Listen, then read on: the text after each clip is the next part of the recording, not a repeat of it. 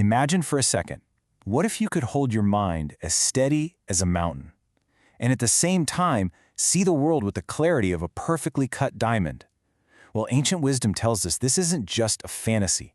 It's totally possible, and it's done by cultivating two fundamental qualities, Samatha and Vipassana. So let's dive into these two pillars and see how they can lead to a real, profound sense of freedom. Okay, let's start with the first one, Samatha. In the ancient language of Pali, the word is samatho. It just sounds calm, doesn't it? But here's the thing, this isn't about being sleepy or zoned out. Not at all. It's about a mind that's gathered, stable, and just unshakably present.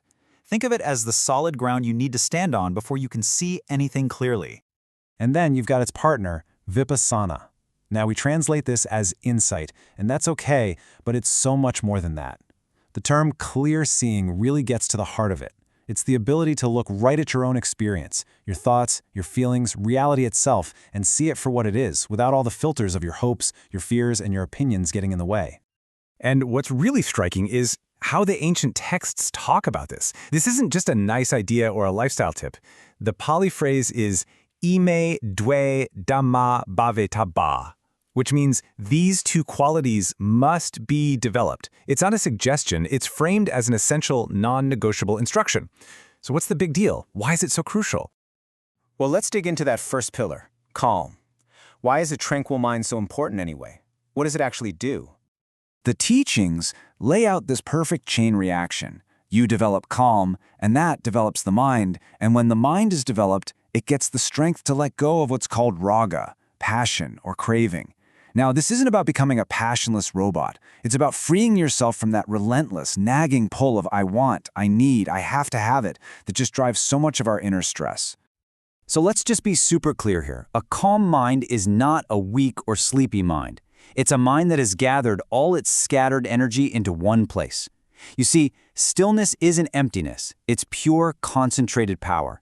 And that is the state of mind you need to do the real, honest work of understanding yourself. And the cool thing is the benefits don't just stay inside your head, they ripple outwards. The text suggests that a cultivated mind just naturally leads to a more harmonious life. It actually affects how people treat you, how you move through the world. Basically, inner peace starts to create outer harmony. So you've got this calm, steady mind. Great. Now what do you do with it? This is where that second pillar, insight, comes crashing in. What is the real power of this clear seeing? And again, look at that beautiful logic. Developing insight leads to wisdom. And what's the whole point of wisdom? To dismantle ignorance, or avijja. Now, this isn't about not knowing facts, like who is the third president. It's about getting past the fundamental misunderstanding we have about who we are and how reality works. That misunderstanding that just fuels so much anxiety and unhappiness. Think of insight as the ultimate reality check. It's the part of you that can slice right through the stories we tell ourselves, our own biases, our knee-jerk reactions. It lets you see life as it is, not just how you wish it was. It's that moment when the lights suddenly flick on in a dark room, and you can see everything. And the goals that come with this pillar? I mean, they're truly profound. The sources talk about things like developing the divine eye, which is a metaphor for incredibly deep perception and really understanding the complex web of karma. The ultimate goal here is the final, total purification of the mind. This is the real heavy lifting of liberation. Okay, so we have calm, the steady hand, and we have insight, the sharp scalpel. But here's the secret. They're not two different paths. The real magic, the real transformation, happens when they work together. So here's the diagnosis for what ails the mind. There are two main problems, the heat of passion and craving and the fog of ignorance. And the prescription is incredibly specific.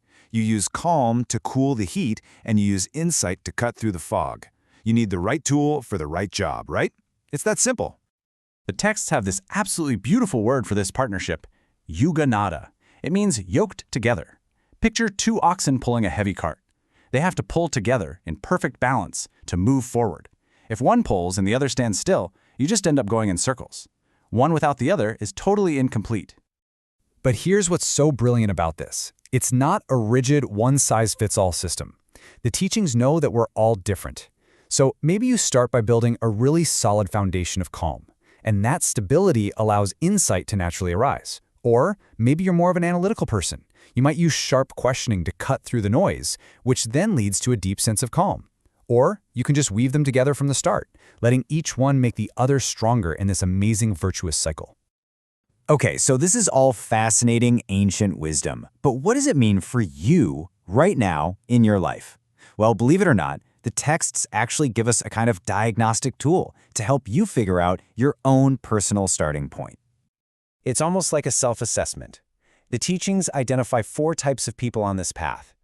Some of us might be naturally calm, but maybe not super insightful. Others might have sharp minds but get flustered and anxious really easily. And let's be honest, a lot of us are probably in that striver category, needing to work on both.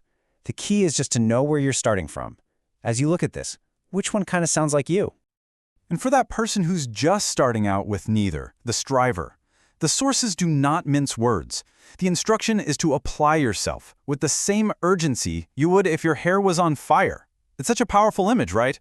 It tells you just how important and life-changing this work is. This isn't some casual weekend hobby. It's the most important thing you can possibly do.